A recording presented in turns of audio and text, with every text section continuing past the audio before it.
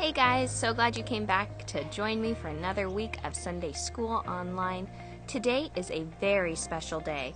Can you guys think of what today is? It's Mother's Day. So today I thought it would be great if we could look at the kind of attitude that the Lord wants us to have towards our mothers. And not just our mothers, our parents, foster parents, grandparents. This really can be for any parental figure in our lives. So, you know we're going to grab our Bibles, so run and get them, come back and join me. Today we're going to be reading out of Ephesians chapter 6. Ephesians is in the New Testament, kind of towards the back. So we're going to read verses 1, 2, and 3. You ready?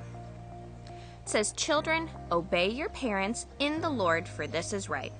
Honor your father and mother. This is the first commandment with a promise, that it may go well with you and that you may live long in the land." There was a lot in those few verses, but there's a few things I want us to pay attention to here, guys. The first one are the two words obey and honor. Obey. What does it mean to obey? Obey means doing what they ask you to do, doing what is asked of you. And the next one, and this is the one we're really going to focus on today, is honor. Honor is having a certain attitude in your heart about important people. It means that we respect them, we love them, and that we make sure that our hearts are in a good place for our parents.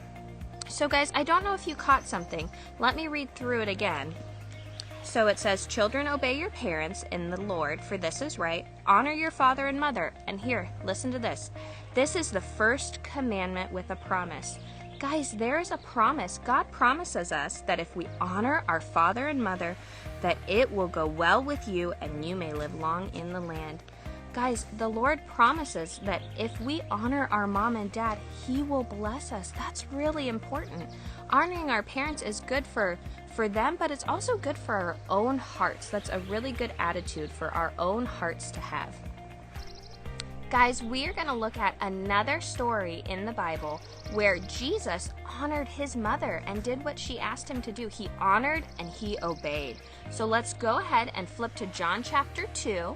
And we're going to start in verse 1. Read along with me. "On the third day there was a wedding at Cana in Galilee, and the mother of Jesus was there. Jesus was also invited to the wedding with His disciples. When the wine ran out, the mother of Jesus said to Him, 'They have no wine.' And Jesus said to her, 'Woman, what does this have to do with me? My hour has not yet come.' His mother said to His servants, 'Do whatever He tells you.' Now there were 6 stone water jars there for the Jewish rites of purification, each holding 20 or 30 gallons. Jesus said to the servants, 'Fill the jars with water.' And they filled them up to the brim. And He said to them, 'Now draw out some and take it to the master of the feast.' So they took it. When the master of the feast tasted the water, now become wine, and did not know where it had come from, though the servants who had drawn the water knew, the master of the feast called the bridegroom and said to him, 'Everyone serves the good wine first, and when the people have drunk freely, then the poor wine. But you have kept the good wine until now.' This, the first of His signs, Jesus did at Cana in Galilee and manifested His glory." So guys, Jesus performed a miracle because His mom asked Him to. He obeyed her and He honored her. And He made the really special good wine for her. He did the best that He could. So guys, we're going to take a minute and I'm going to ask you a few things. And if you think that it is something that is a way to honor your mom, give me a thumbs up. And if you think it's maybe not honoring your mom, thumbs down. You ready? Okay. Doing what your mom says right away. Think that's a thumbs up or a thumbs down? That's a thumbs up. That would be honoring your mom. What about throwing a fit if you don't get what you want? Wah, wah. That would not be honoring your mom. What about eating your dinner with thankfulness? Boom. Big thumbs up. That is a great way to honor your mom.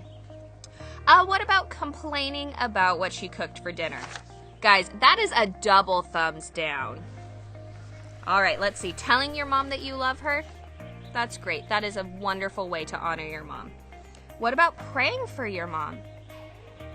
Guys, praying for your moms is one of the most wonderful things that you can do for her.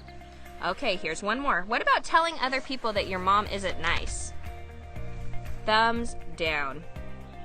Guys, I want to encourage you as we celebrate Mother's Day today to obey and honor all of the women in your life who may act like mothers, whether it's your mom, a stepmom, a foster mom, your grandma.